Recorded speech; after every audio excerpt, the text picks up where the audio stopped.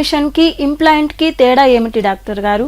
వినికిడి మిషన్ కి ఇంప్లాంట్ కి తేడా ఏంటి అంటే, జనరల్ గా మనకు వినికిడి మిషన్ ఏం చేస్తుందంటే బయట శబ్దాలని పెద్దవిగా చేస్తూ చెవికి అందిస్తుంది. కానీ ఇంప్లాంట్ ఏంటి అంటే డైరెక్ట్ గా మన చెవి నరాన్ని స్టిమ్యులేట్ చేసి బయట శబ్దాన్ని నరానికి అందిస్తుంది. అందువల్ల వినికిడి అనేది ఇంకా ఎక్కువగా వినిపిస్తుంది. సో ఇప్పుడు మనం నార్మల్ గా శబ్దం ఎలా వెళ్తుందో తెలుసుకున్నాం కదా. సో వినికిడి మిషన్ ని మనం అమర్చినప్పుడు వినికిడి మిషన్ ఈ స్థానంలో ఉంటుంది.